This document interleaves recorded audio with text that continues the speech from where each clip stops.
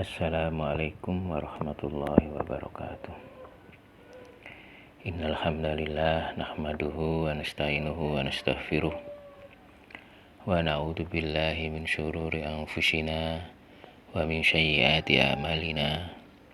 May yahdihillahu fala mudhillalah wa may yudlil fala hadiyalah. Asyhadu an la ilaha illallah wahdahu la syarikalah wa asyhadu anna Muhammadan abduhu wa rasuluhu la nabiyya ba'dah. Allahumma sholli wa sallim wa barik ala Muhammad wa ala alihi wa ashabihi wa man tabi'ahum bi ihsani ila yaumil qiyamah, amma ba'du. Para jamaah yang dimuliakan oleh Allah Subhanahu wa taala,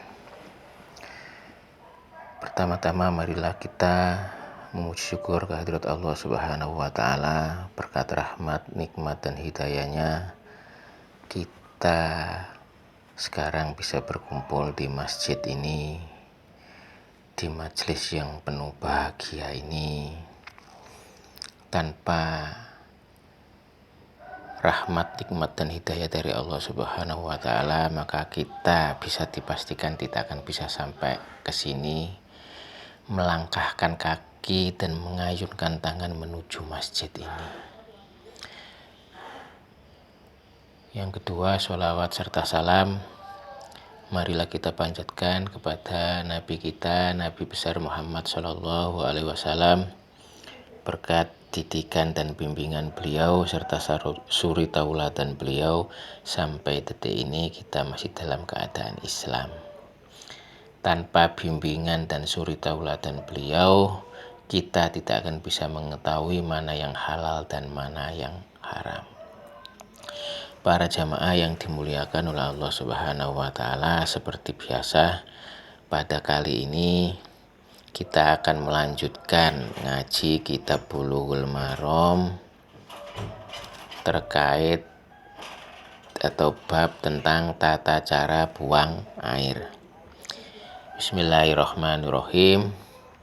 An Anas bin Malik, dan dari Anas bin Malik radhiyallahu, semoga meridhai Allah anhu, dari Anas qala, berkata Anas, kana adalah Rasulullah sallallahu alaihi wasallam, idza dakhala, apabila masuk Rasul al-khola akan WC, wa doa, meletakkan Rasul khotamahu akan cincinnya, akhraja, telah mengeluarkan hadis ala arba'atu imam 4, wa huwa, dan hadis ma'lulun ma'lul.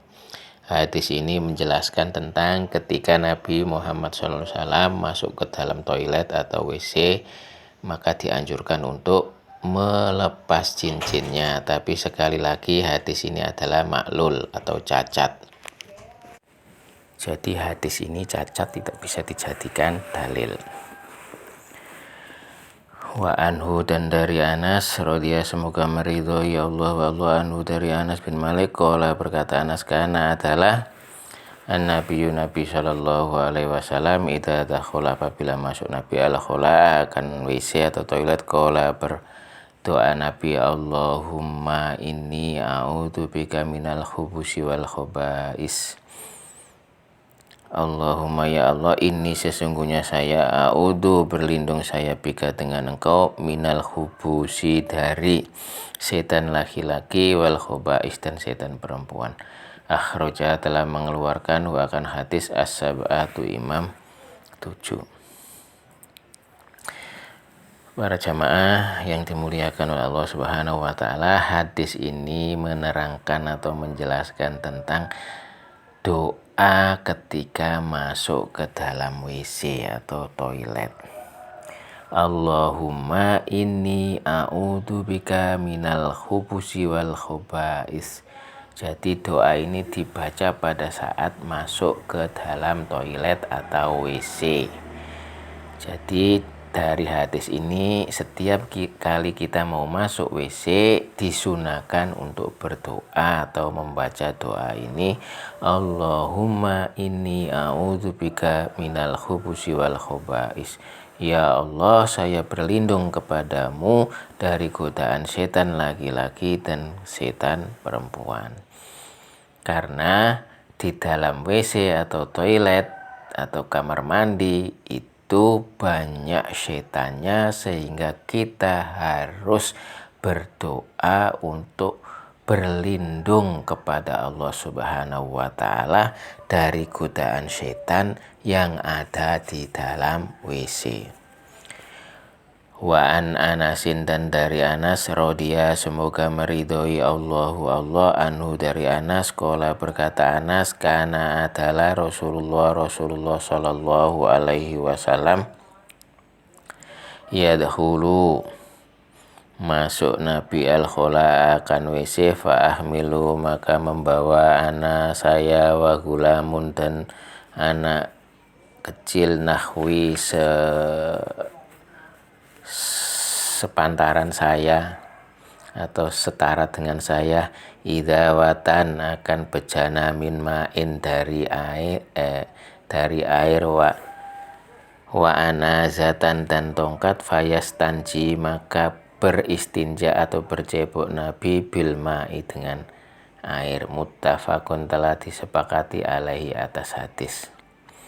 Hadis ini adalah hadis riwayat Bukhari Muslim, muttafaqun alaih, di mana hadis ini menjelaskan tentang bahwa Nabi beristinja atau cebok itu dengan menggunakan air.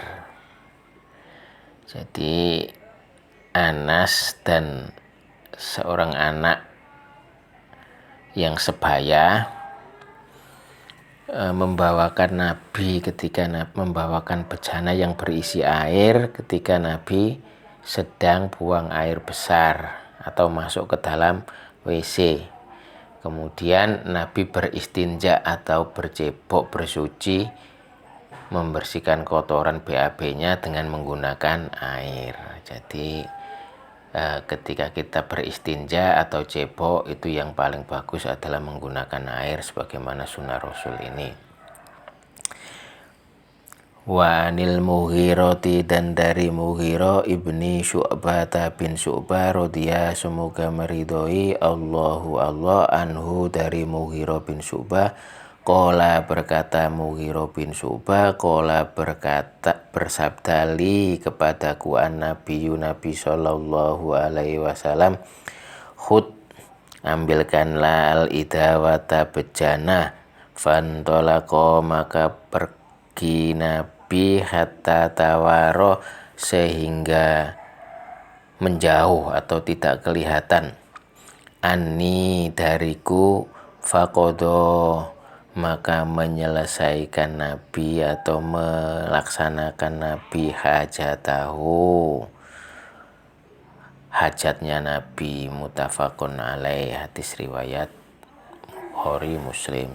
Hadis ini menerangkan bahwa ketika kita mau BAB, ketika di luar, maksudnya di luar bangunan, kalau pada zaman dahulu kan masih terutama di zaman Nabi ini kan padang pasir, pada saat di tengah perjalanan ternyata mau BAB atau buang hajat, maka disunahkan untuk menjauh dari orang-orang, dari teman-temannya, jangan sampai kelihatan. Nah, ini sunnah Rasulullah Shallallahu Alaihi Wasallam. Jadi bukan malah minta ditungguin, tapi menjauh supaya gak kelihatan dari teman-temannya. Wa an Abi Hurairah, dan dari Abi Hurairah, radhiya semoga meridhoi Allah anhu dari Abi Hurairah, qala berkata Abi Hurairah, qala bersabda Rasulullah sallallahu alaihi wasallam, ittaqu takutlah kamu,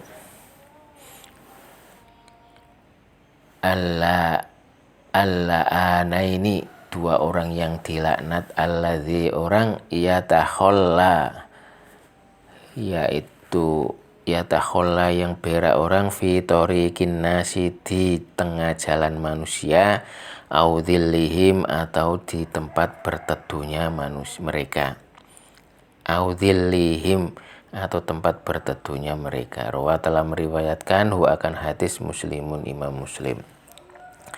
Ada hadis ini menerangkan bahwa dua orang akan dilaknat oleh Allah Subhanahu wa taala, yaitu orang yang buang air besar di tengah jalan dan di tempat berlindungnya manusia.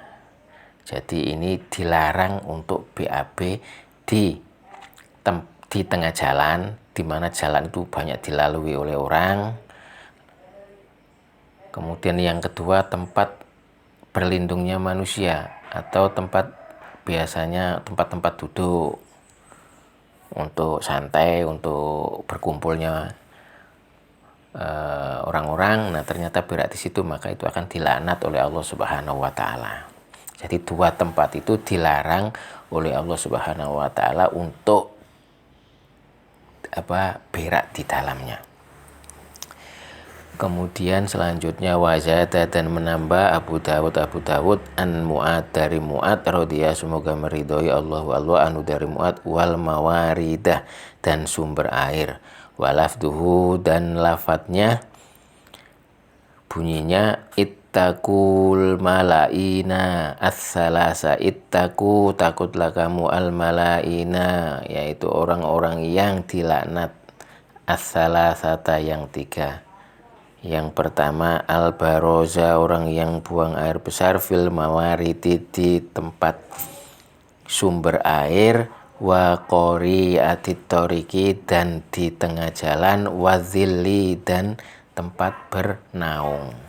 Jadi ada 3 tempat. Ini ada tambahan satu lagi dari Abu Dawud bahwa 3 tempat yang dilarang untuk buang air besar adalah yang pertama sumber air, kemudian yang kedua tempat di tengah jalan, yang ketiga adalah tempat berlindung. Wali Ahmad, dan untuk riwayat Ahmad, an Ibni Abbas, dari Ibni Abbas, au naq'ima'in, atau tempat genangan air, wa fihima, dan di dalam keduanya do'fun, do'if. Dan ada tambahan untuk riwayat Ahmad, yaitu di genangan air tidak boleh dibuat untuk BAB, tetapi hadis ini do'if sehingga tidak bisa dijadikan hujah. Wa akhroja, dan telah mengeluarkan at-Tabarani, Imam Tabrani,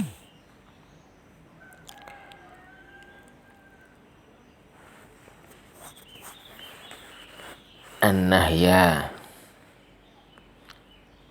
akan larangan, an qadha'il hajati, akan BAB atau melaksanakan hajat, tahtal asjari, di bawah pohon, al-musmiroh, yang berbuah, wadoffati, nahari, dan tepi sungai, al-jari, yang mengalir, min hadis ibni Umar, dari hadis bin Umar, bisanadin, dengan sanad do'ifin, yang do'if.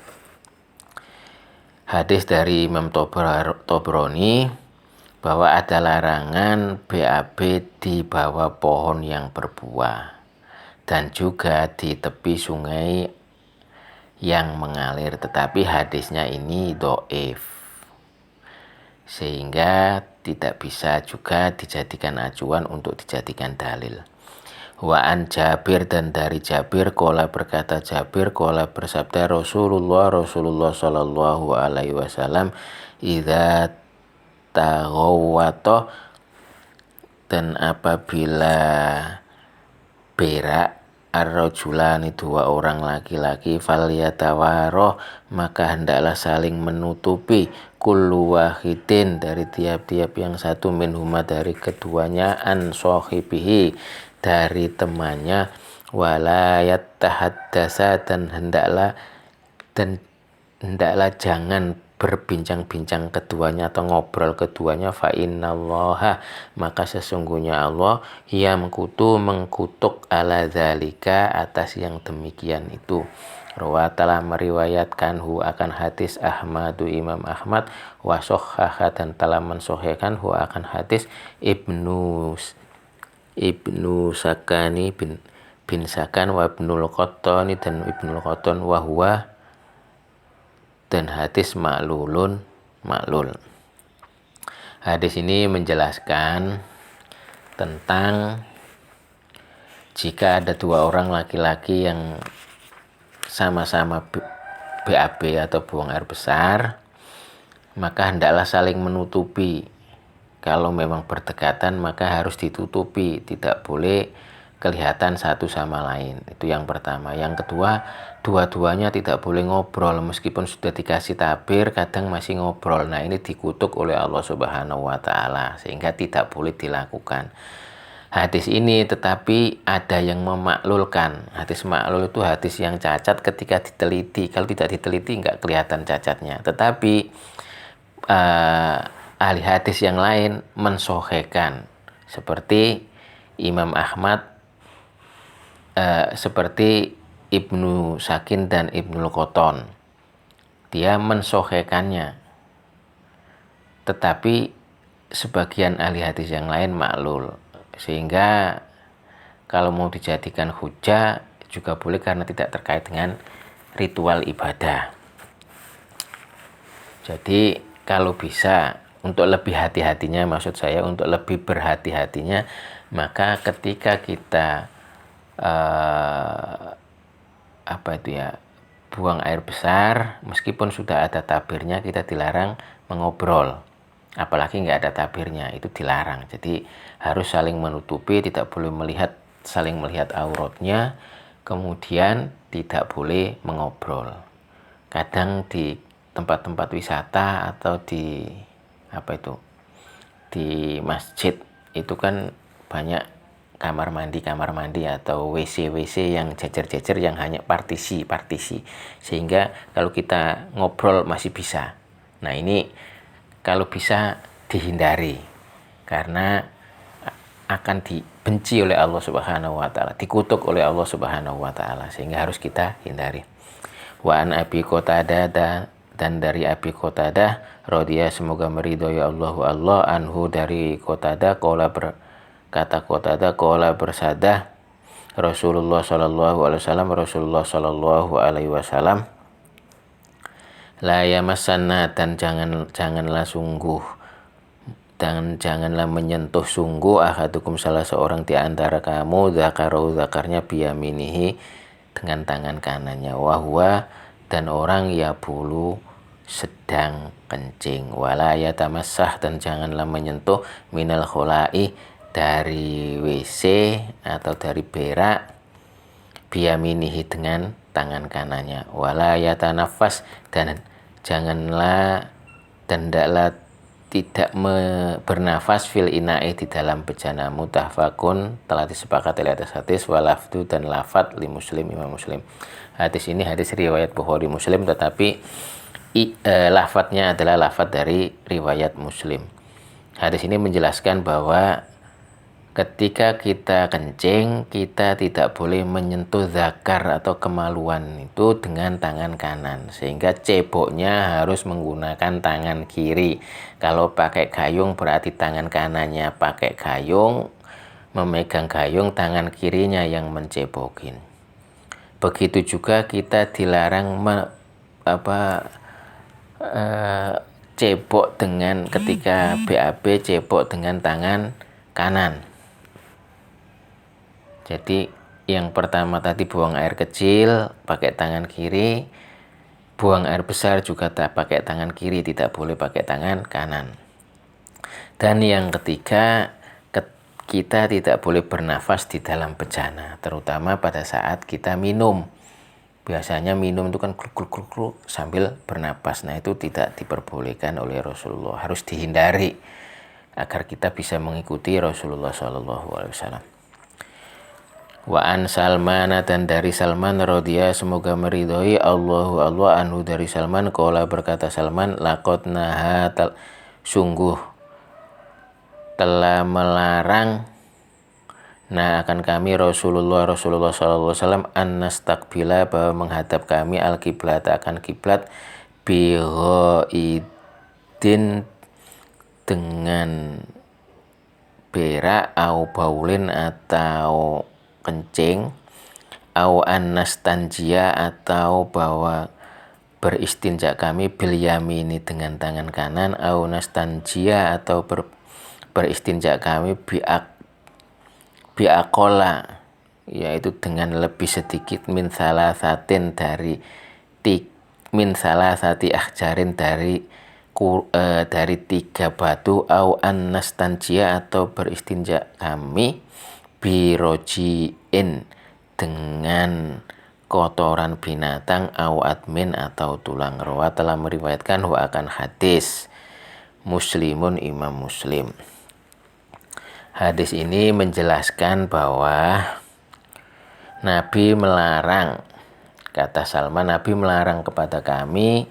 Yang pertama, larangan tersebut adalah menghadap kiblat ketika BAB dan buang air kecil.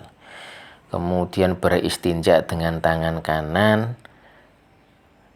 Yang ketiga, beristinja dengan menggunakan batu yang kurang dari 3.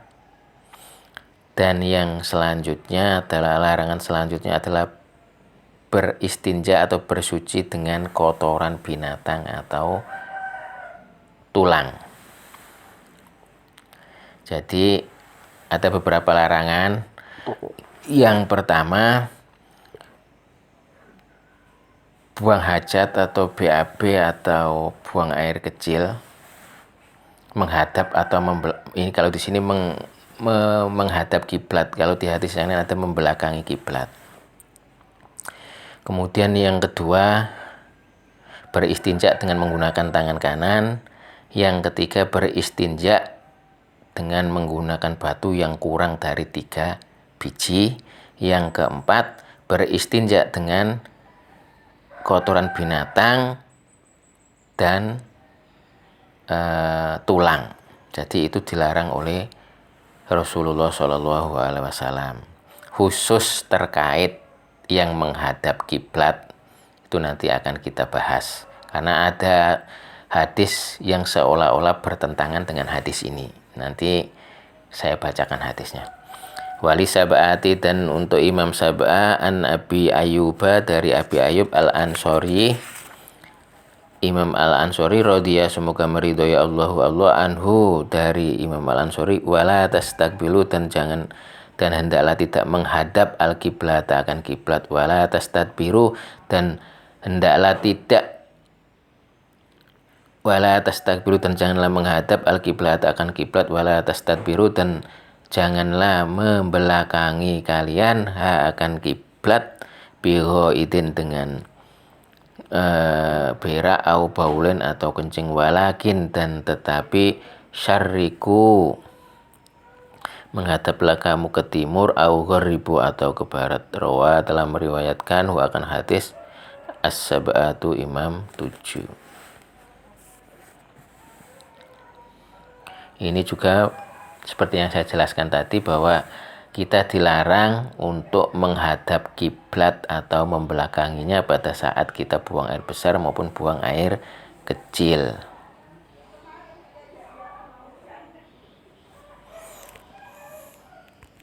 Para jamaah yang dimuliakan oleh Allah Subhanahu wa Ta'ala, seperti yang saya katakan tadi, ada sebuah hadis dari Ibnu Umar radhiyallahu anhuma yang mengatakan, irtaqaitu fauqa dhahri baiti khafsota li ba'di hajati, fara'aitu Rasulullah sallallahu alaihi wasallam yakdi hajatahu mustadbirul kiblati mustaqbilas Syam.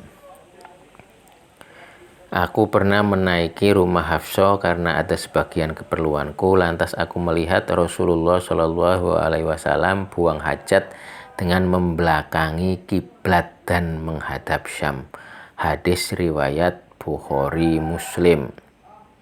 Hadis ini menunjukkan bahwa Nabi Shallallahu Alaihi Wasallam membelakangi kiblat ketika buang hajat, dan ketika itu berada di dalam bangunan, artinya terhalangi oleh dinding bangunan. Membelakangi kiblat berarti menghadap ke arah utara, dan Syam berada di utara Madinah.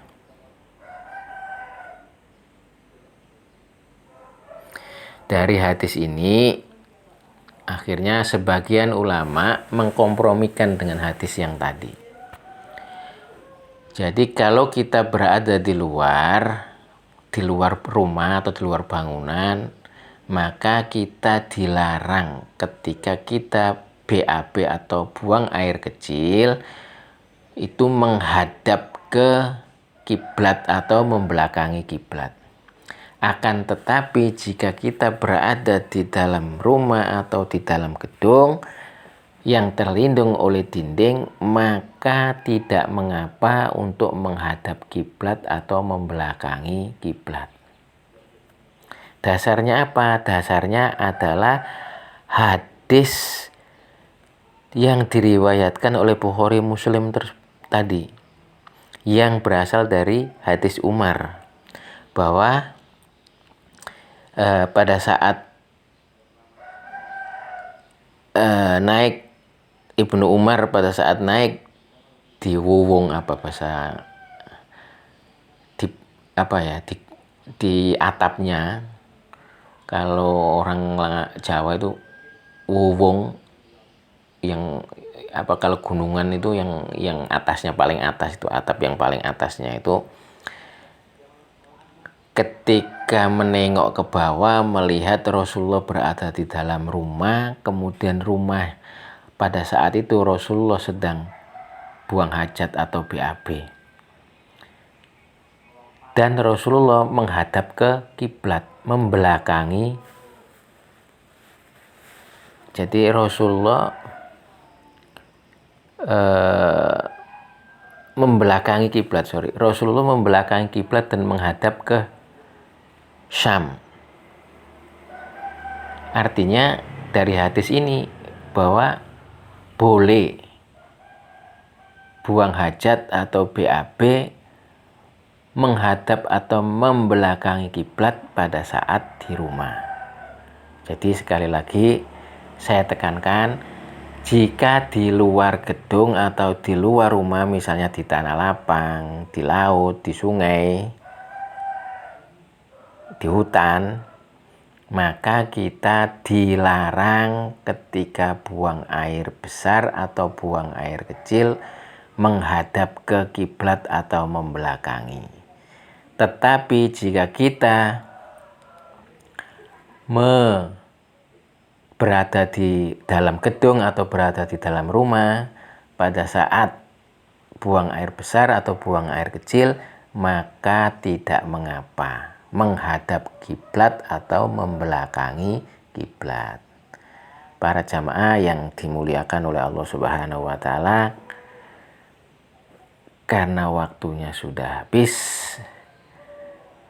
maka saya akhiri sampai di sini. Mudah-mudahan bermanfaat. Billahi taufik wal hidayah. Wassalamualaikum warahmatullahi wabarakatuh.